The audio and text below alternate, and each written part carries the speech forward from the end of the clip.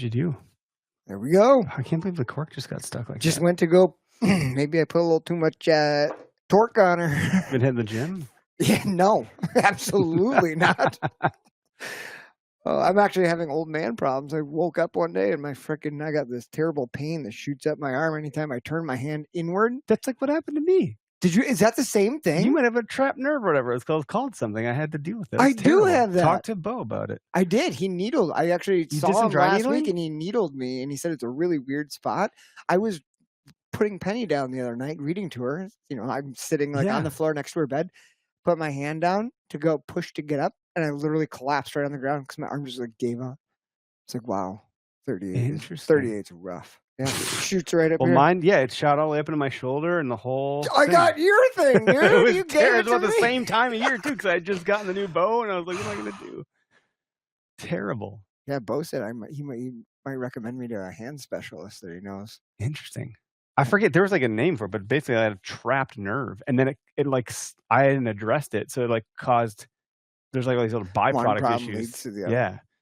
So eventually just worked it all the way back down and isolated and then fixed it somehow. He thought I had tennis elbow, and then he started going all right here, and I was like, nope, right over here. And then he felt it, and it was like two ligaments that were super tight. Weird.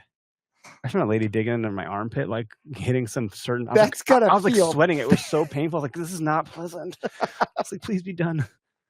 And then I was like, I think you fixed me. We're good. Can I go now? It felt like a miracle. Thanks for violating my armpit, lady. Thanks for violating my armpit. Well, welcome to the podcast. I'll hit the intro button. We're recording. This is the Okayest Hunter podcast. Never pass on shooter bucks, if that's just meat in the freezer. It's your tag. You hunt how you want. This is Okayest Hunter. Okay, so welcome to the podcast. Thanks for listening to our Happy Tuesday. Yeah, happy freaking Tuesday, man. I'm gonna pour this drink. This is the Steel String bourbon with honey from our friends at Interstate Music, and this is a whiskey by Mark Taylor. I think he's one of their musicians. I don't know if I'm saying that correctly. Country singer-songwriter Mark Taylor is taking Music City by storm with his 90s country. So anyway, I'm going to pour this up. Our guest tonight is Scout Speer. She's one of the musicians on the roster for Interstate Music. I had the distinct pleasure of hearing her sing a private little concert just to our little family at Interstate Music, mostly for my daughter Logan, because Scout Speer's actual name is Logan Scout Speer. So my daughter is like, oh my gosh, another girl named Logan. It just happens to be this awesome country singer who has an amazing voice, by the way. I have a recording of the song. It's quite impressive because you hear her singing and the acoustics of her voice all by themselves with no mic, nothing. It was just her in a room and a guitar. Sounded as though she was surrounding you with her voice. It was quite impressive. It's amazing. So, you know what else surrounds you is nozzle ammunition. In this room. In this room. It's everywhere. We have nozzle ammo. This is a pretty safe spot to be. We're basically in a freaking bunker. This is a bunker. I'm also rocking my new Nosler pullover, and this material is not what you would think. It's looking sharp. This reminds me. I just what do you call this? It's not like a windbreaker. It's like a nylon, maybe. I don't know. It's like a ripstop. There's a dude on Instagram. I follow him. He does the funniest little reels where he is really pretentious about different things. He's like, when your buddy who's really into rain jackets gets a new rain jacket, and he describes it. Oh, look at Chelsea's vent pit, and I feel like he would have a field day with that one. All the tactical pockets. Well, so Nosler's merchandise or whatever, and this isn't most brands when you get stuff from them, they send you a chintzy hat. I'm telling you, man, this stuff is not like anything else I've ever come across. The Nosler stuff. It's in a league of its own. It's not something that was a second thought. It was very intentional, very purpose built, incredible quality. Even the hat, which I'm not wearing right now because I don't want to overdo it. I'll wear the hat next time. But I'll show it to you. It's wildly impressive. So they're obviously the people who, if you're gonna do it right. That's what they're at. Best hats off to him, because I haven't seen a brand do this before where they've gotten that in depth with making garments for their merchandise. It could be its own line. In fact, I think the last time I seen do was when I was in the I worked for a yacht company, Harkin, And You used to work for a yacht so I company? learned how to sail and everything. Yeah, it's the No whole thing. Yeah, shit. a long time ago. But like, there's it's not common. Like their merch could be its own effing thing. Which so whatever. There's that. So obviously you can get their ammunition, but you can get the merch, and of course use code OHP for 20% off purchase at checkout, which is substantial. Like that's Good not for ammo yeah. or merchandise. There you go. I think so. Like I haven't heard from anyone telling us that the discount code hasn't worked yet. Maybe no one's using it at all, so I have no idea. But the trophy grade ammo is impressive. The Nosler Whitetail Country, the Varmageddon, they have something for everything. They're doing a lot, bringing new products to the market and serving up a lot more to the Midwest whitetail stuff as we've been exposed to. So stay tuned with more to come from Nosler. We're going to do some educational stuff with them and break it down Barney style. But for now, that's the shout out. Also, Latitude has some hefty sales happening right now. Again, they're trying to clear house to make room for new stuff coming through. So it's kind of like a little like, do I want to spend the money on this stuff that if they're going to have new stuff? But if you've never tried saddle hunting, or if you're looking to get into it or like expand the gear that you do have, it's a really great time to get into that stuff. The Method 2 is the saddle that I use. Bar none, it is like one of the best saddles that is on the market still. They're the OG of the 2-panel system. No I've never heard anyone metal, complain no about noise, that saddle magnetic. ever. It's a great setup, and they have obviously platforms and all sorts of like rope or line, whatever you want, whatever the technical term is for that. Their climbing sticks are an industry Amazing. first, to a degree, of course, but I really like those sticks a lot. I love them too. And for those of you who already have a setup, just when you see these companies that make good products have a good sale, and I don't know if any of the like discount codes apply when they're having a sale. Maybe they do. Their maybe sales they are don't. better than the discount code. But like if they've got a good sale, like I have definitely shifted gears in the last 2 years, and I've started accruing gear instead of selling it because my kids are like knocking on the door, like, getting ready to hunt. And I was like, well, geez, once they turn, I'm not going to be able to like fork over $1,000 a piece to like get them a sweet setup. So I've just been slowly, accruing some gear and getting it ready for when the kids are ready. For that reason, plus all the videographers that we seem to hang out with.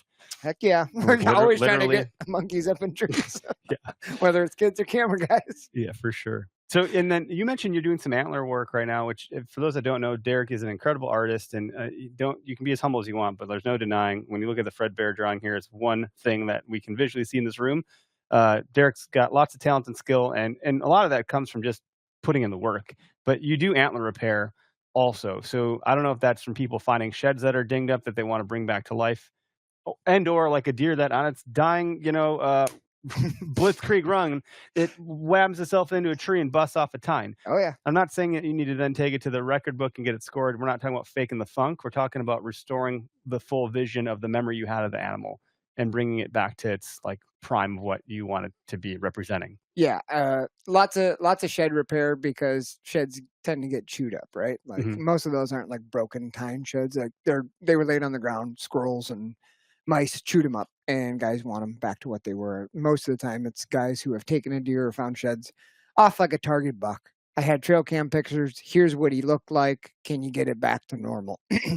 Nobody's ever going like, hey, can you throw a couple drops on there? Maybe make the tines a little like that's not what we're doing here. Yeah, we talked about was it Bo? We're like, throw a drop tine, throw some D's on it, Yeah, but I got a couple elk in, so that's a lot of epoxy.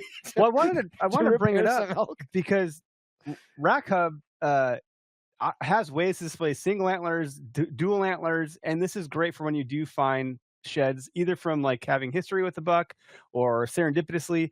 Also, elk antlers are incredibly heavy, huge, and there's not a lot of companies that have that particular type of product to display things, but certainly like an elk antler or a moose antler or paddle where it can withstand it. And one thing we learned, you look at their website, if you go to rackhub.com or whatever their domain name is, again, code OHP across all partners will save you some money. But someone had like just the moose paddles above their fireplace mantle and no moose head, but like they had found the paddles. That's a great way to display something that you normally wouldn't consider that you could ever have done that way. Yeah, you don't want to put a moose head on your wall anyway. Moose skull is about bull moose skull 2.5 feet long. So like if you find the sheds, which is a trophy in itself, from moose are few and far between. they make special, like, I don't know if they call them the big game one. I don't remember. That's what it is. Yeah. Yeah, the big game, but it's 4 antlers weighing more than like 8 pounds apiece. Yeah. Which is a giant. Really, really cool way to display antlers. So, so we're going to circle back with Gerber because I have not had time to connect it, but we talked about their customization process, which is pretty involved. And I don't mean pretty involved, like the friction for you as a consumer to customize a knife or a multi-tool is really easy. Involved, I mean, you can customize all facets of the knife, the blade, the handle, all these different components. So we want to work through doing a giveaway where you can have your own custom one that you get. That's badass. I also want to do an OKS on one. So we're going to work through that and come back to you guys on that. But lots of great products. We got knives. I cut myself playing with a knife on the phone the other day. So I was like, I should probably stop playing with this, and I didn't because I just really like to have something to do. And apparently, opening and closing knives is my favorite thing to do. So just gotta watch. We all know how you do around sharp objects, Mr. Broadhead. Not ideal, but so yeah, that's what we got. And with that, let's bring our guest on. No phone calls today because I just didn't get around to turning that on, but we will take comments coming in. So Scout, thanks for joining us and listening to our BS session here. How you doing? I'm good. How are you all? Thanks for letting me join. Yeah, you bet. What are you drinking? What do you have in your hand over there? I've got some Woodford. Ooh, very nice. With a little bit, I'm not going to sit here and act like a badass. I have a little bit of Coke in it because it burns. So that's okay. Coke and whiskey, Coke, that's like a thing, right? Nice little spritzer there. Yeah. Yeah, I've gotten kind of, I wouldn't say snobby, but there's enough. I've had bourbon by itself with just on the rocks enough to I can now this tastes sweet. By the way, the Interstate one is good. The steel string, it's sweet, but I think that's the honey that's coming through, and I can tell, and I like it. We did. This was Eric's idea, Scout, but there was maybe it wasn't even your idea. Maybe you just borrowed it, but there was this holiday bourbon bottle that's not my idea, where you just it seems like this gigantic pyramid scheme, but it actually works. You buy one person in this list, and then blah, blah, blah. But eventually you get a couple bottles of bourbon sent to you from some folks that you may know or not know if everyone goes through with it. But somebody had sent me a Woodford Reserve bottle, and it came with a complimentary little Woodford Reserve glass. So now whenever I have a little bit, I'm always drinking out of the Woodford glass. Very demure.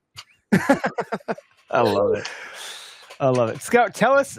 So for those that don't know, so Sam is my brother-in-law, Sam Gaskin. He is the caboose of my wife's family, and annoyingly talented, I would say, because there's not much he isn't good at. And like I say, annoyingly, because damn it, are you really good at everything? Yeah, you really are, you little son of a bitch. He's the voice of the intro, so you can hear this. This is the OKest Hunter podcast. That is Sam. I literally was thinking. Could you recognize it when he played it? Yeah, he's done most of the intros for most of the podcasts on the network. There might be one or two that did it themselves. Hawk and Horse did the Boyer one, but I think Sam did every other one. If you're the audio guy, why not? He's good. He's really good. He did the OKS Cook one. They had some very specific requests. He did a lot of them. Anyway, that's how I know you, and that's how I know Interstate Music. That's where this connective tissue kind of comes into play. And Sam has had great things to say about you and your talent and the fact that you also are a hunter. So it felt like a great time to connect and have a conversation about the things that you have going on in your world. And then we can just shoot the shit here. For sure.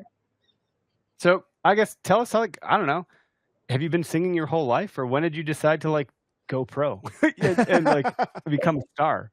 I work, by the way, so my entire life was made up of college sports and just soccer. And so I played soccer, and then I went on to play college soccer after high school. So that took up the majority of all of my, literally all of my time. So I'd always sang, I'd always done music and written stuff, but I never really got the chance. And it's always been a God thing for me. It was like I was being pulled that direction, and every single time I would try to push it out, it was just coming back. So I was like, okay, fine. I'm going to give it a chance. I'm going to give it a go. So anyways, I hung up the cleats and finished out my spring season at UT Southern. And yeah, I signed with Interstate, and it just it's become a part of my life, and it's growing every single day. So that's kind of how I got started. How did you find, like, how does one find Interstate, or how do they find you? Like, how does that happen? Yeah, like, that like process. you just signed with Interstate. Like, you made it sound like nobody, like, I don't think anybody could just do it. And how did that discovery process come about? Was there a tryout? Like, you have tryouts for soccer. Was there like a tryout? Like, hey, Yeah, you're a soccer guy. Yeah, I'm nowhere near the level that Scout just explained, but yeah, I'd like to kick the ball around. I actually, Marla Cannon Goodman, she's a big songwriter in Nashville, and she was gonna do the Van Jams thing with Interstate. They play music out of the back of the van on Music Row. She couldn't do it that night. She was out of town, so she hit Jeff up and said, "Hey, ask Scout to come on and play." And so I did. I was terrified. Sat out there, sang 4 songs, and Jeff liked it. And it all was uphill. Like, I signed with him, and the connection grew, and yeah. That's really cool. So you just happened to like pinch hit for someone. Were you already living in Nashville, like performing around the area when that happened, or did you like drive up to do that specifically, do the Van Jam? I drove up specifically for that. I was doing like some small stuff in Columbia. My parents, they're from Columbia, Tennessee. I now live in west of Nashville, not in the city, but in the outskirts of it. And so yeah, I drove up for it, and it's one of the first things I had done in Nashville. So where do you pull your inspiration from musically? Like, do you have some tenets that you pull from, or like some inspiration? And like, what describes your sound and your vibe? Like, who is Scout? What can listeners expect when they find you on Spotify? Some of them, that like will hear this episode and go on to like, I want to hear what she sounds like. As far as inspiration, it's really, I mean, this is obvious. It obviously comes from my life, but it's just life experiences with breakups, and it's your typical country song, honestly. It's just the breaks, the whiskey, it's like all of the things, but it's so real, and it's not just the cliche. As far as sound, I grew up listening to Colby Calais, so that's I'm told that I kind of favor her a little bit, so I think that's what people can expect. And when I heard you sing, like, I think you did a Colby Calais song, and it was like wildly good, I thought. But I'm not saying what do I know, but I like, as someone that appreciates music, like, you can hear talent, and I've watched enough American Idol and all that jazz. Like, people sound off key, you can pick it up pretty quickly. That's not the case. Like, I listened and I was like, holy shit, you got like some lungs and like some talent to like get that voice out in a way that was really enjoyable. And one of my kids, well, all 3 of them listen, but Dane was incredibly bashful. Like, I think I had the camera on him and Logan the whole time, and Dane just like couldn't even handle looking at you. It was hilarious. He was like this little 5-year-old, and he's like, it's like a mix of Fergie and Jesus. That's pretty great. But so, and you're in Tennessee, or outside of Nashville. Are you planning to come to Wisconsin in the near future to sing at all, or? I am. I'm coming up to play the Sunset. It's a Sunset Festival. I don't know what it is. It's called the Sunset something, but it's July 10th. So I'll be up there. Where are you going to be? I'm going to be in Greece. We leave on like the 7th. Are you going out? I was going to say, again, that'd be so fun. Yeah, we got a school trip planned. Oh, well, that'd be good. That'll be fun. That was a good trip last time you did it. Yeah. But it's at the Menominee Falls. Like, there's a big out. That's where this is? Yeah. Oh, really? Yeah, that's like that big stage outdoors. It's like 15 minutes away. I was just know. thinking it'd be fun to bring the families there. Yeah. Come watch Scout. There's a lot of playgrounds there for the kids too. Yeah, darn. Well, I mean, so you're good with the guitar in your hands, but like, what about rifles, shotguns, and bow and arrows? Like, let's shift the gears a little bit, if you don't mind, and feel free to like swing the pendulum back to country and singing as needed, like in terms of like inspiration for songs and stuff. Like, I don't know, what species do you enjoy going after? Is it public land, private land? Do you go with your mom, your dad, friends? And what are you getting after? What are you using all those questions packed into one to just kind of like you take it where you want. Okay, so I recently picked up the bow. So for about like it's been a year. So that's its own little. It's hard for sure, and I can't imagine. I have a story that'll like make it come to life, but this year was my first year shooting at a deer. Yeah, it didn't come up lucky with that one, but as far as what I hunt, I've been elk hunting. Obviously I've been deer hunting my entire life. I just never could make myself do it until this year. And turkey hunting, duck hunting is my number one. And fishing, anything outdoors. I mean, I'm all about all of it. So I'm actually going to North Dakota in October to duck hunt and goose hunt. So We'll probably have to get you on the Up Duck podcast to share those stories when they. Is that something you grew up doing? Was duck hunting with like family, or how did that all get started? In high school, I had some friends that went, so I just started going with them, and I fell in love with it. It was so much fun. So, deer hunting and duck hunting are vastly different. Yes. Because one is boring and one is fun. We're doing the wrong one. I've seen people bring out like their, camp stove and like they're cooking fried eggs out on the duck boat and bacon. They're very spoiled and like it's like, you have the heaters, you have the buddy heaters, you have your Blackstone that you're just cooking. Like it's a vibe. I love it. Like, you get to laugh and like talk. And deer hunting, like you don't have to sit. It's ambush style. You're just sitting there cold by yourself, like not afraid to breathe loud because a deer might hear you 2 miles away, and heaven forbid your scent carries the wrong direction. And it's a very solitary hunt, and it has the camaraderie component when you factor in like gun deer camp. Archery hunting is a whole different thing, but like duck is way off the rails in contrast.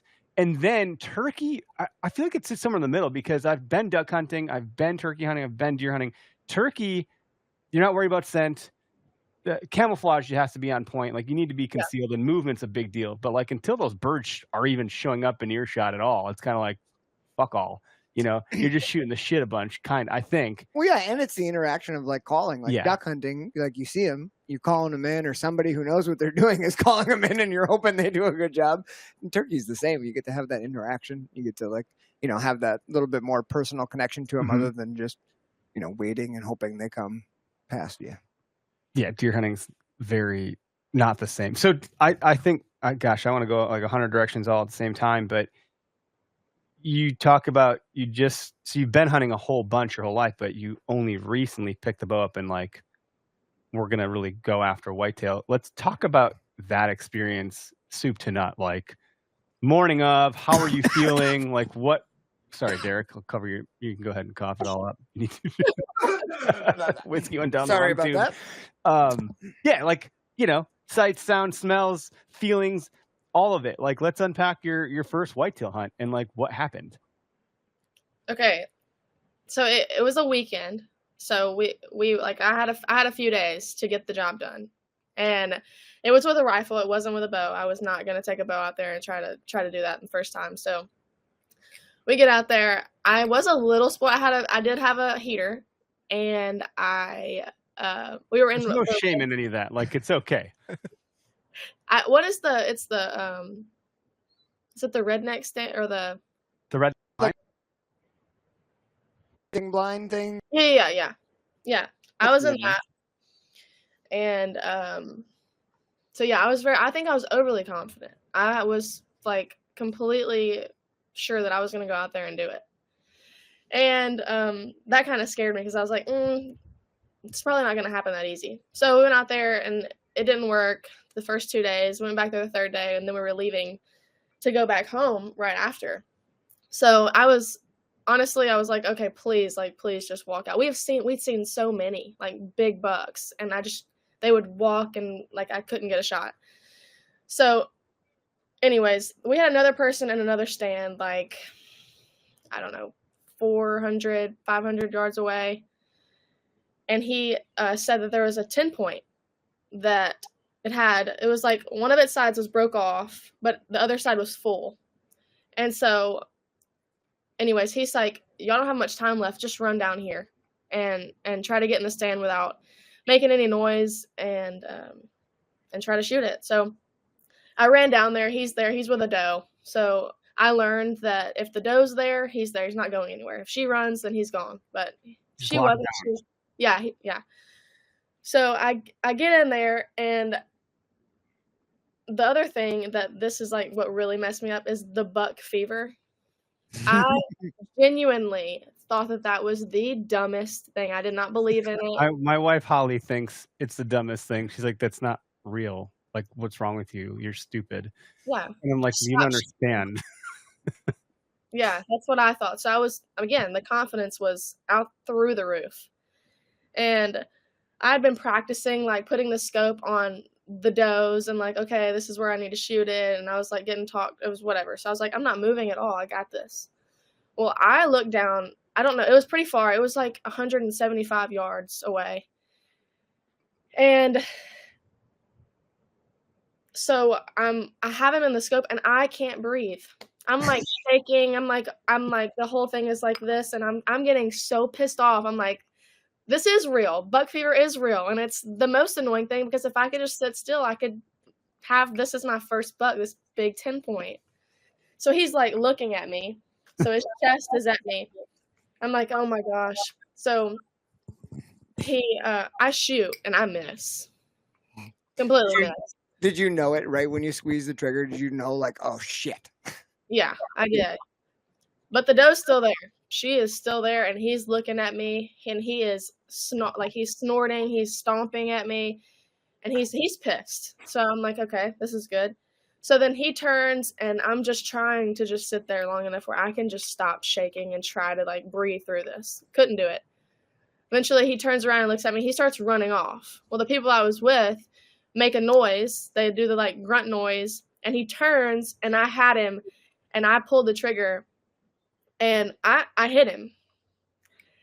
And I think it was too low, but anyways, we tracked blood. It would look like lung blood, like it looked good. So we were thinking it was going to be good or whatever. And we eventually had to get a drone out there that night and try to find him. We found him.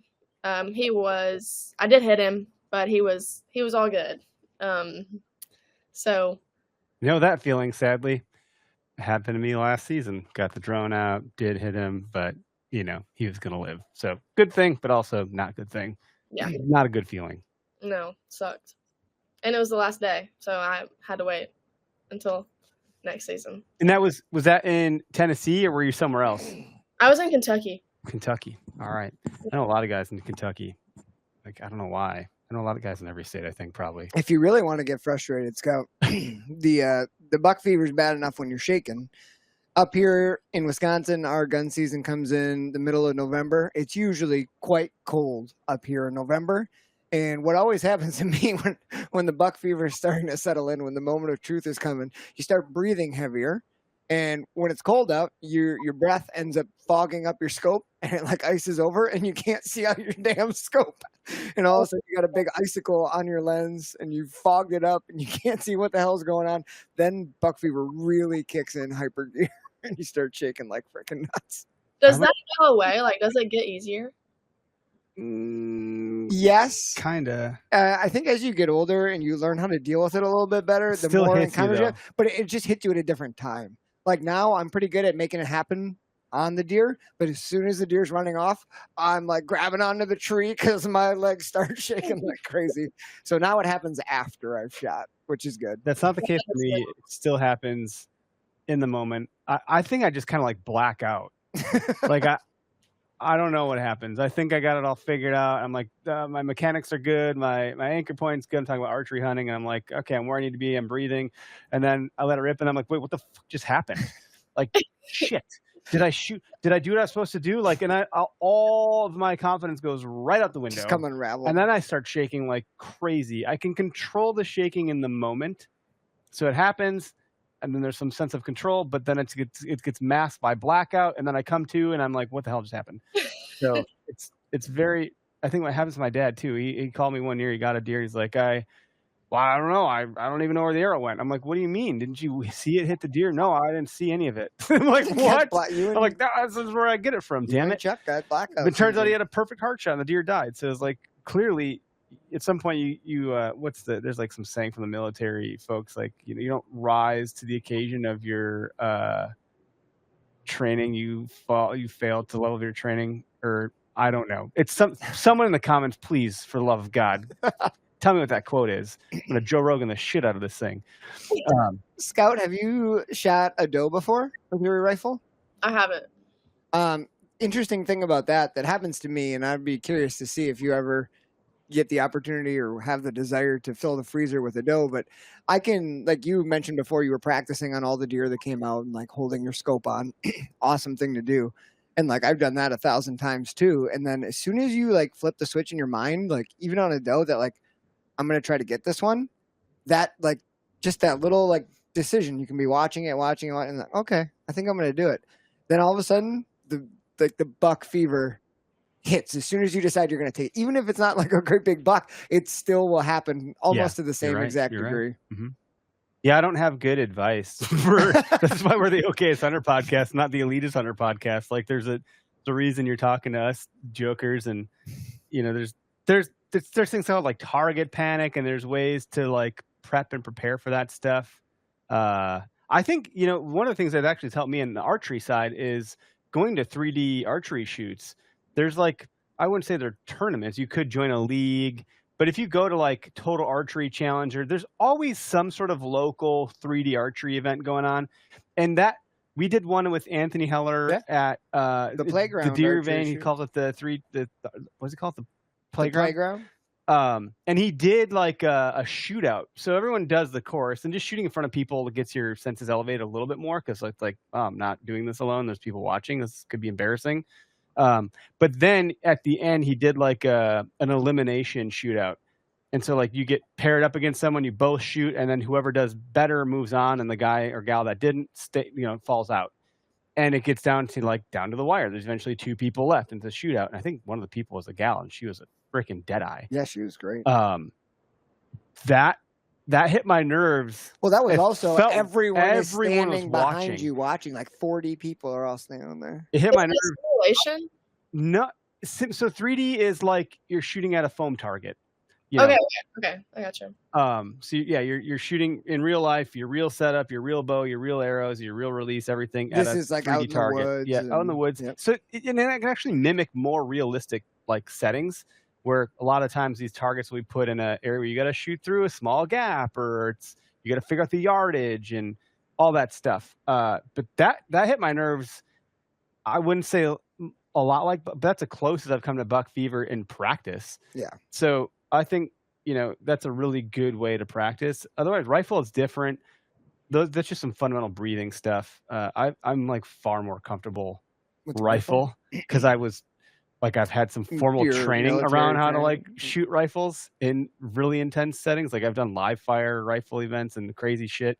But the bow and arrow is just such a different beast, because your fundamental mechanics have to be the same. You have to get that muscle memory down.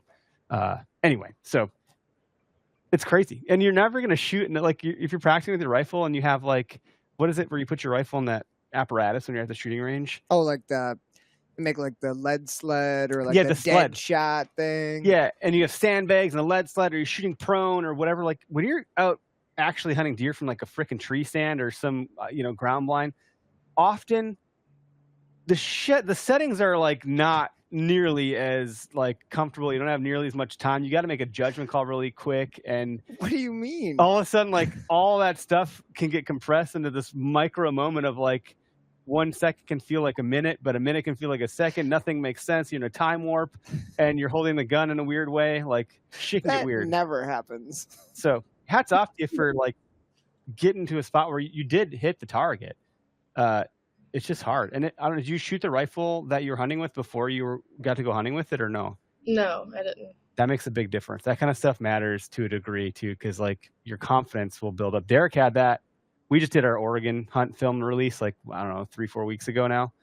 And I think at some point Derek was shooting at a range that he had never been exposed to before, 700 yards at a blacktail in the backcountry of Oregon in these mountainous regions. And he's like, I've never made a shot like this before. Close. And so he took some like dry fire shots. And it sounds like that helped you. That was really a good idea. And that was all Lyndon's idea. So we were set up on this buck and it was insanely far. Like you can't even, Greg couldn't even see it through the binoculars. Like guys see it. And then we're set up on it and I'm borrowing a guy's gun and he let me practice with it earlier that day. But I was watching it and we're kind of waiting to see if anything else would come out before dark, anything bigger or whatnot. And Lyndon says, dude, you don't have a bullet in, do you? And I said, no, not yet. I didn't have anything in the chamber. He's like, flip your safety off and just squeeze the trigger on that buck a couple times. Make you feel way better. And I was like, why have I never thought of doing that ever? Probably because in Wisconsin, if you see a deer, it's like, it's 90 yards, you're just blasting. You got to shoot now. So anyway, just blasting. But I was able to dry fire and just like practice the shot execution like probably 3 times. And he squats down next to me. He's like, so how'd that feel? I was like, he's dead. And then we threw a bullet in and it was just like practice. It was pretty sweet. It helped you get through that, like totally calm the nerves. Which is crazy to think that. So yeah, some fun. Maybe that's helpful for the next time you go out. But have you gone archery hunting yet with a bow and arrow? I haven't. I was actually gonna say, like, I can't imagine being like that with a bow. Because you have to hold the bow, you have to like have it drawn back. I mean, for a while, right? You have to wait for them to come in. You have to draw back at a time so they're on top of you because look, don't get me wrong. Some guys are going to shoot 60 plus yards at a deer. That ain't us. It ain't me. Maybe Derek. I don't think so. But like, no. I'm not shooting past 40 as my top. I'd prefer 20 to 30 or less. And at that point, the deer's so close to you that any move you make is like your last move. it could ruin the whole situation. Yeah. So you're drawing back at like, you got to wait till, in my case, last season, a dog started barking in the distance because I was hunting a fairly suburban area. So the dog started barking. Then I drew back, because I distracted the buck and I could get away with a little bit of motion, maybe some sound. And then I'm stuck. Well, this deer is not at an optimal spot for, I think, 2 minutes, which is not normal, by the way. Like 2 minutes is probably longer than average. Time. But then your muscles start fatiguing out. And then you're shaking. Your nerves are going. Buck fever's taking it. It's a totally different ball game. And that it is, it's like a drug. And I don't know anything about drugs, but I feel like there's a level of chemicals hitting your brain that like we're not used to as human beings in this modern age. The primal stuff that kicks in, it does something to you chemically, and it is highly addicting. That particular moment. So yeah, you should do it. You should do that for sure. Yeah, I definitely want to get into the bow side. I feel like it's more rewarding. I feel like it's harder. I might be wrong, but I think they're two books about the same subject. Like it's not like a different chapter in the same book. It's literally 2 different books about the same thing. Yeah. 2 different approaches completely. I think if you do what you're doing and you start as like a gun hunter, I think that's a great way to get introduced to the sport. Yeah. And then I think you appreciate archery even more if you've, done that. In that sense, what is your so you were in Kentucky when you had that encounter with the half rack 10-pointer. What did that deer camp look like? Was that something that was like family, or did you get invited down there, or how did that come about? It's my boyfriend's property, so it's family. Very cool. It's kind of nice to have that. His family all hunts down there too. Yes. Yeah. That's so what time of year do you start getting a bunch of trail cam pics and everybody being like, check it out, like look at our inventory? I don't really. I think it was. They obviously have them out there year round. But he starts showing me a lot of the pictures like 2 months before, and then they start doing their thing, and I don't know what goes on behind the scenes. I just take the gun out there and I'm lucky enough to just get to go out there and just shoot it or try. Yeah, that's fun. Are you doing any turkey hunting out there or anywhere else for that matter? I am. Opening day was the 12th, so this past Saturday, in Tennessee. So when I get home, I'm gonna get after some turkeys. Heck yeah. Yeah, so tell us, have you've done that before? It sounds like we're talking off. I've always gone. I haven't shot. But yeah, I'm gonna try to get on one whenever I get back, and I'm gonna be the shooter. It's honestly you're completely right. It's like that in between duck and deer. It's like you have to sit there, you have to wait. It gets boring sometimes, but obviously it's worth it in the end. What I think is, so I'm usually poo poo on turkeys. Like I could give a shit about a dumb bird. Like, and Yeah. I do think turkeys are also like deer in that they're incredibly stupid, but also really smart, which is conflicting. So frustrating. However, I have grown to like some things about turkey hunting, and some people are really rooting for me to become a believer here and dive deeper into that rabbit hole. I don't know why they're rooting for me to like turkey hunting. I'm not really sure what the deal is. It's like, whatever. That being said, I've really enjoyed the being out in spring. That's a time of year that I'm like, whitetail is fall. Like things are dying, and the foliage is like turning into these really beautiful colors. Spring's a whole other end of the spectrum that I've not really been in the woods for hunt. I've been in the woods in spring for like morel mushroom hunting, but not like sitting still in a spot. And like just the birds that are coming back in, and like the being out there for the sunrise, because it's usually before work, and there's a whole different vibe in the forest for the turkey woods and the deer woods. The spring mornings of turkey hunting, the birds, like other than turkeys, are insanely loud. Like, you know what I mean? Like Yeah. they are. It's really, really intense. And I do think that's one of the parts that I love about it. I do love an early spring turkey hunt, and I don't know how the weather is down by Scout, but like I've got the 5th season, so like our Wisconsin seasons go by weeks. So I've got the 5th week. Well, the 5th week of our season, you're going to probably be dealing with a lot of wood ticks and a lot of mosquitoes, most likely. And that is my least favorite part about turkey hunting. I hate ticks. Same. You guys have, I'm assuming you have a lot of that. You probably have chiggers. I mean, it's right. down by I was you. just down in Tennessee when we were hanging out with you for a hot minute there, and it was already like 70 some odd degrees. It was beautiful. Things were greening up. Trees were blossoming flowers. It was like, oh my gosh, I don't want to leave because we had to come back to this bullshit. It snowed yesterday. So Yeah, for turkey season here, it's cold in the morning, so you put all your layers on, and then it gets hot, and you got to walk, and it's just miles, and then it's just I always end up chasing. I always end up getting up because I can't sit down that long, and so I'm like chasing a turkey, and so by the end of it, I'm like, it's not what you should do at all, but it's what I. Have you ever had it, Scout, where you get up to go move to chase him and he ends up right back where you were calling him from? Yeah, every time. That happens to me all the time. We had snow one year, and I brought 2 friends. It was my buddy and his then girlfriend, now wife, and they came up to Peshtigo, and we were hunting on the public land, and we were sitting and calling this bird for like, it felt like an hour. It's probably like 40 minutes, and he kept gobbling from the same spot. I was like, he's not going to move. So I was like, let's get in the car. We'll drive all the way around. We'll come in from this other way. And it ends up being like a horrible way to go. And it's so thick and it's mucky. And I'm dragging her through here. It's her first turkey hunt. And we like set up where I think this bird is. And we start calling. And he sounds further away, like where we just came from. And we couldn't call him in. We ended up going back like a while later. We took it real easy. We got out of there. We went back to the first spot, and in the snow, I shit you not, his tom tracks walked right up to where our butt prints were in the snow where we were sitting, and he just strutted around there because that's where we were calling from. Walked all over. If we would have just sat and we're patient, he would have came right into our laps. No, I dragged him through like 2 miles of frickin' hell for nothing. I felt like such a jackass. that's a good story, though. I was like, sorry, Maggie. I love those moments, actually. Very humbling. Yeah. But if you would have stayed, you wouldn't have known. You got to risk it to get the biscuit. We risked it. There was no fucking biscuits.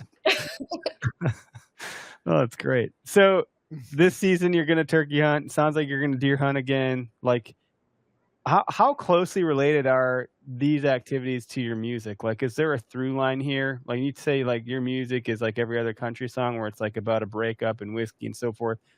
I know you have one coming out in like the next month or so about a truck. So like, I think you're covering all the bases. But are you writing your songs, and like, are you getting assistance? Because I know there's a lot of writers in the industry. Like, maybe just talk through how some of the outdoors is has or is inspiring what you're doing musically? Um, I'm actually getting more into trying to steer away from, just the breakup, just the sad songs, really.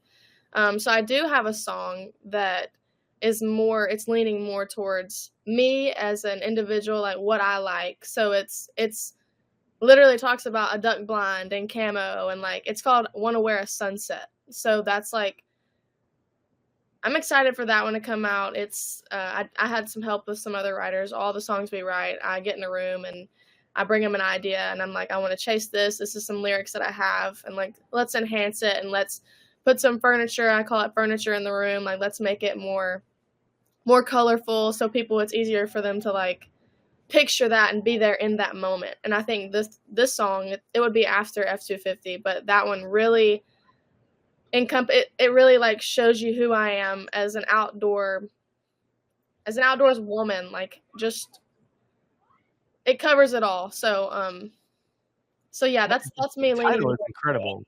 Like, that's a really strong, like, that has enough intrigue all by itself. I'll tell you that right now. Like, I don't know shit about what you guys do over there, how to make this stuff up and like curate it and make it better and furnish the room and all that jazz. That title in of itself sounds very alluring. Do you fish also? I know that's not like our podcast, but like when you say outdoors, we're talking about hunting. There's obviously more to outdoors than just that. There's camping, hiking, fishing, biking, hunting, this, that, and the other species. And you talk about elk. What else are you doing outside that like is pulling the cords of that inspiration for you? I would say fishing is probably, it's like the time where it's quiet. It's like me going out there and just being next to, we have the Harpeth River where I am in Kingston Springs. And so it's really like to just sit there and fish. There's smallmouth and you can wade it, you can float it. And for me, that's what I look forward to the most. And that's where I get a lot of my overthinking songwritery stuff coming out and flowing into my phone. So it's pretty great. Are you using wacky worms to catch those smallmouth by any chance, or what's your setup for those things? I love catching smallmouth. I use crankbaits and sometimes some spinners. It's the one. I always forget the words, but it's the one with like the little lip on the end, and a rebel crawl. That's what I use. Yeah. It absolutely tears them up in the Harpeth. Like, you can throw it in there, you'll catch a million. I thought for sure you were going to say, I always forget the name of it when people ask so that nobody else uses my secret lure. The old fisherman's tale there. That's cool. No, that's fun. I mean, stillness is probably the quintessence of all of the things that happen in nature. And we, as hunters, get asked, or not, I don't know if it's asked, or like the commentary from the non-hunting community tends to be like, well, I enjoy nature, I just don't kill anything. Yeah. There's a difference. Like, there's a higher level of appreciation when you are hunting and you're about to take a life, and or you do. There's an ethical level that starts to come into play that is hitting those primal like components of being a human being that we don't typically tap into. So like, that's unique and interesting and really hard to describe. But your senses are engaged far differently when you're hunting something than if you're just sitting in nature. And typically hikers are hiking through. And even when you're trekking to your spot, you're not stopping to let nature come alive around you, to start to like tune into it so you can tell the difference between a squirrel and a buck or a deer, which I have a really hard time doing. And it's after a little bit of that, those like noises you start to hear and these sounds, you start to like, you'll know intuitively, instantly, like, nope, that's not a deer. You're like, I shouldn't cast there. That's not a spot. Like, you start to like, the stillness calms the mind in a different way when you're hunting than just being in nature without hunting or fishing. It's we've talked a little bit about it on the podcast before, but I think about it a lot because it's such an interesting part of it. But we talked about that difference between being an observer or being an active participant. And in hunting, I think that feeling that's so hard to describe to people who have not experienced it, that when you take an animal, especially a lot like a deer, like it's a little bit different than a tree. But like when you take a deer, like it's not necessarily happy, it's not necessarily sad. I really do think it's like your soul's recognition of like the circle, like you are an active part of the circle. Like that's what you were put here to do. Like you are an animal, and that's like your primal that you keep mentioning, like that's you being an active participant in this natural community. And I think that's a hard thing to describe to people. And I think that's what, like, my mom hunts with us. Like me, my mom, my dad, we all hunt together. But she didn't start hunting until I was 14 because she never wanted to hurt an animal. Like that was her big thing. And like she went hunting with me. I got a doe with like when she was with me. She thought it was really cool. It wasn't as bad as she thought. So then like she took her first doe the next year, and I was with her.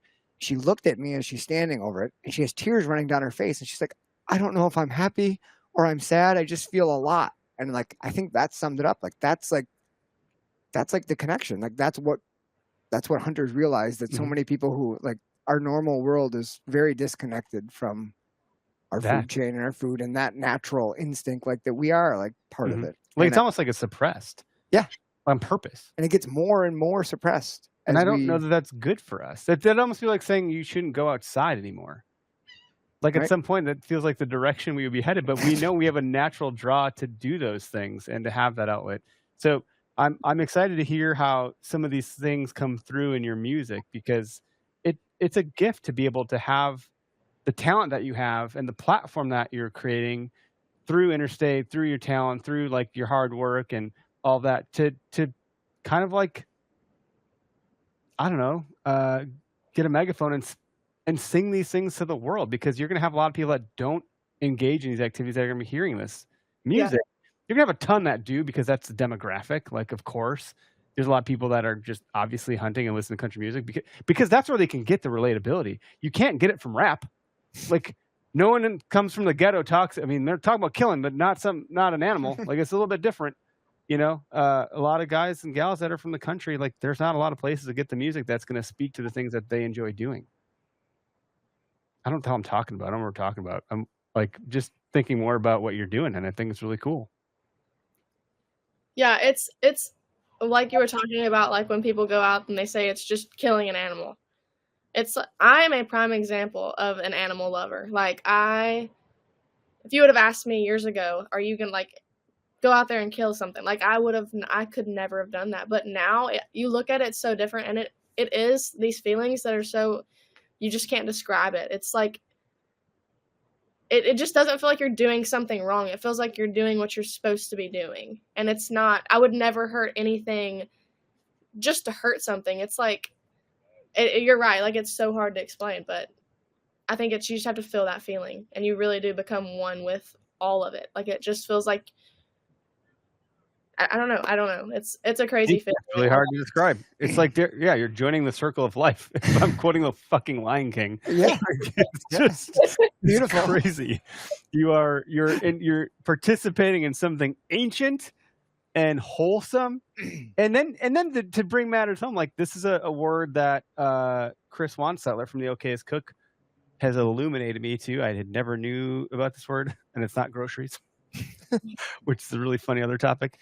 It's commensality, which is not common sensality. It's commensality, which is this act of coming together over food. And particularly, in my opinion, when we are talking about that on a hunting podcast, it's coming over food that we had the active participation in, like taking and preparing. And that prep comes from the shot placement, dragging it, getting it somewhere where you can get it cooled down, hung up, and then break it down. And whether that's you taking it to a butcher, which is totally great, or doing it yourself. And if you do it yourself, holy shit, is that a process? That's why it's called processing. Like, let me tell you, it's a fucking process. When you process your own food, or kill your own food and drag your own food and all of those things, you're shooting ducks out of the sky, or turkeys out of the blind, or whatever, deer, and then you grill it up, or you cook it in a slow cooker or whatever, you taste every morsel, because you remember how much fucking work it was to get it done. I think I bragged to you. This was like one of my biggest braggy moments that I had. I try to be fairly humble, but my son, who just turned 8, he made venison chili. When was this? About a month ago. Okay. He was really hungry for chili, and he's like, Dad, I really want chili. I was like, let's make chili. So I took everything out, but I made him do it all. Like, I was like, hey, you do it, So he cut open all the bags of meat and opened all the cans of, tomatoes and this and that. And he made venison. And I feel like that was like a really, really proud moment for me, because I've always like the hunting part, and like the kids have gone out and helped recover deer with me, so they know how important that is. And then like they helped me process and they helped me grind all that meat. And now my son was able to prepare a dish for that. Like that just hit Full me. Like, circle. I felt like I was doing And a generationally really good full job circle. of like Yeah. instilling it in my kids. Like, this is why we do this. And like, this is the process. And now we all sat down and like, this is so good. Like, good job, bud. Like it was like a moment, dude. That was a big moment. Did you cry? I am now thinking about it. I would have. I've been tearing up like for sure, dude. If I had any skill, I'd write a song about it, but I can't. I'll leave that to Scout. You could draw a picture. Draw a picture of You're an artist, just not vocally. So I got to ask you a question, Scout. Obviously, you're no stranger to putting in hard work and grinding. As a college athlete, that's a huge part of what you did and your success in your sport. How has that been in Nashville and dealing with your music career? Has it been harder, easier? Has it been like eye-opening as to what that's all entailed, or how's that all going? So are you asking if like how soccer and my competitiveness impacted music? Or yeah, like I would love to know that, but also like just like how difficult and like how much you've had to grind to get your music career up and running, or like did it come together easier than you thought? Or with that same level of confidence in the deer blind as that translated, that come from your I'm gonna sing and like it's gonna just happen. Like obviously it's a grind, like it takes a lot of effort. There's a crowded space. Honestly, it's happened a lot easier. I'm extremely grateful for all the people that I know and everybody that's helped me get to where I am with music. I've definitely been lucky enough to skip a lot of steps. I do have to work hard. I do have to, there's this new age is social media. So I'm sure y'all have the same like obstacles with how do you get your podcast out to so many people, because it's just everything's based on social media and how you distribute that everywhere. So that's been the most challenging part for me. But yeah, I've been extremely blessed with everybody that's helped me get to where I am. So it has been hard. I have a lot of work to do and a lot more. So much more growth. But I know I mentioned this earlier about the God thing. I just know that it's in me. Like I know it's there, and I know that this is what I will do. I don't know what I might be a songwriter. I might be an art. Like I don't know, but I know that I will be with music and I will be in music. So there's a sense of confidence and like this sense of like relaxation, knowing that it's just inside of me, and I know that this is what I will end up doing for the rest of my life. That's cool. That's really cool. I mean, we'd be happy to send you some OKS Hunter hats, and we're going to, by the way. But also, like, I joke because I don't even know when or how it came to fruition, but Lainey Wilson was wearing OKS Hunter hats, and I think it was right when like the bubble was bursting around her in her career and her fever pitch, because we had sent hats to Megan Patrick. Mm-hmm. So, and I think she just happened to hang out with Lainey that night. And next thing you know, I get people sending me all these DMs and text messages, and they're like, "Lainey Wilson's wearing your hats." I was like, "Who's Lainey Wilson?" Like, I didn't know. And I was like, "Cool. Is she like a big deal or something?" Like, "Dude, she's in Yellowstone." I was like, "Oh, well, that's cool. Like, what else?" "Well, she's a singer." And now she's done everything. And I was like, "Holy shit! I guess that is kind of neat." So, like, maybe there'll be some luck in that if we send you some stuff. We got lots of fun merch coming out, so we'll be happy to let you take your pick. But anywho, like maybe there's some luck around the OKS Hunter vibe. Yeah, and you should take confidence in what's been happening with your blossoming career here, because as much as we like to grind it out and do everything the hard way in the deer woods, sometimes when doors open for you and opportunities are given, it is God or whatever, significant thing in your life is leading you in a direction, and you just got to follow. And if you're listening to God, like some people don't, or they're not able to like know that that's what's happening. So like, good for you for was it heeding his call? Like that in and of itself is powerful. It definitely comes with the stillness that y'all are talking about, like being out in the woods and being out in nature. Like that's where I hear him the most, and that's where I get all the answers. So there's something to it. That's cool. There's a really good book, by the way, by Ryan Holiday, one of my favorite authors, called Stillness is the Key. And I pull a ton of inspiration from that. And in our busy, chaotic, technology, social media driven lives that we live in today, stillness is something that's really hard to find. And that's one of the reasons I love the outdoors and music too. Like you're in a long enough car ride or whatever, like you need to find ways to rip yourself out of the hustle bustle sometimes and just get back to neutral. Yeah. Music is good for that. Nature is good for that. Combining the two, even better. Stillness and privacy, 2 things that are disappearing every day that goes by. And I'm sure, Scout, you're going to have an amazing career in this and you're going to become wildly popular. So I think you'll probably end up leaning into the outdoors and to find that stillness and that quiet, probably even more so as your career blossoms. 100%. It's cool. Jeff in the comments, anyone in Wisconsin, come see Scout on July 10th at the Village Park in Menominee Falls. Village Park? Which is where we were last year. That's the park I was talking about. Yeah. Derek won't be there because he's a piece of shit. Just kidding. It's true. I'm chaperoning a bunch of students to Greece, okay? I'm not that bad a guy. I'm just messing around. Sorry, we'll miss you this summer. I'm sure we'll be there with our kids. I'm sure Logan, my daughter, will be super delighted to see you again, as will my son Dane. Jude, he's in his own little universe, so like he'll just be there to F shit up. That's what he's good at. That's okay. That's should be a darn good time. And so, like, remind us when the songs are dropping and where people can find you on social, on Spotify. Like, where are the handles and websites and all that jazz, as well as what song is coming out when, where to find you. I'll just rephrase that. Music is coming out. F250 is May 30th. All the other dates are TBD. Not sure yet, but we'll know soon. And I'm out at Scout Speer on everything. So that's where people can find me. It's SPEER. Are you on YouTube also, or just like Instagram, Facebook, TikTok, Spotify, like all the above? I'm on YouTube. Yeah, I think I'm on everything. That's cool. And Interstate Music's, I'm assuming, like helping out there a bunch, hopefully. Helping out a ton. Yeah, it's hard work. It's a lot of work. Like you said, anybody that's like, I would like in podcasting, writing a book, becoming a musician. At some point, everyone has to become a marketer. Like, I'm not comparing those things because like doing this podcast is relatively really freaking easy in contrast to writing songs or a book. But at the end of the day, we all end up in the same place. How the hell are we going to tell people about this? Exactly. So, and through marketing career. Yes.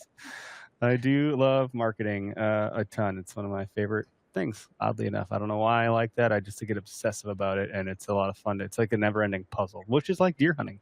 It's a never-ending puzzle, one that you just try to get better at every year, but you only get like a few months out of every year, and then you got to take a big, long break before you can try again. I was just out before I came to podcast trying to put a few puzzle pieces together. How'd you do? Yeah, I found some really good stuff. You didn't find any sheds? I'm no surprised. sheds. No. Oh, Tony, what is this comment here? Walker, game ears are nice for combining stillness and music while in the stand. I've wondered about this. I'm like, I'll bring a book or I've tried that in the past when I was younger, when I was like, this is boring when I was a young fella. And I was like, I'll listen to a book or something. And I was like, I can't hear anything now. I can't even put a hat on my ears. There's no way I can listen to music in the woods. Same. And then you think, then I feel like then a deer would hear that, right? Like, because their hearing is so good. That's what I would think. We play something good, like We're in a Sunset. Maybe. You could play your kill song. I think that would be incredibly badass to like, you know how like baseball players have their walkout song. And like movies have the slow mo, and like all of a sudden the buck shows up. I'd be like hitting play on my Spotify, like F250, go, boom, bitch! Like I'm gonna like Metallica. Here comes the boom. Enter Sandman. You're done. Go to sleep. I don't think that's practical, but I love in my the brain. idea. I would love the idea. That's a marketing idea right there. That's a 100% a marketer. Like when there's like what's that movie Boondock Saints where he puts the music on when he's solving a crime, you know? Like you could do it when you're scouting. You could do like this Ludovico Einaudi piano, you know, concerto. I like to play classical music because it opens my brain to more scouting opportunities. Oh, that's a scene we should recreate. I already see you taking that little AI, whatever you created, okay, as Hunter Bot, and having him do a walkout to some song. I know you're already thinking about it, you sucker. I can't act on every idea I have, sadly. I don't have the resources, time, or money. You try. The ideas are always there. Yeah. Well, Oh. it's good to chat with you. It's cool to learn more about what you have going on. And certainly, if you haven't heard of Scout Speer already, please go check out her music. You will be impressed. I promise. It would be hard to have someone on the show that we didn't believe was talented be like, oh, the music's good. In this case, it really is. It's like, you know what I mean? Like, I can't get behind shit I don't believe in. So, Well, thank y'all for letting me join y'all, and I really appreciate the opportunity. I love what y'all do. Yeah, I can't wait to watch y'all grow, and I can't wait to rep the merch. So Sweet. yeah, we'll be sending you a bunch of it. So thank you so much. And everyone that tuned in and commented, we appreciate y'all a ton. This will be in podcast land this evening at some point when I get around to producing it. Scott will tag you and everything, and hopefully you get a couple new followers that are rooting for you in the deer woods and the turkey woods and in the duck blind this season. Yeah, keep us posted, Scout. Great to meet you. yep. So thank you.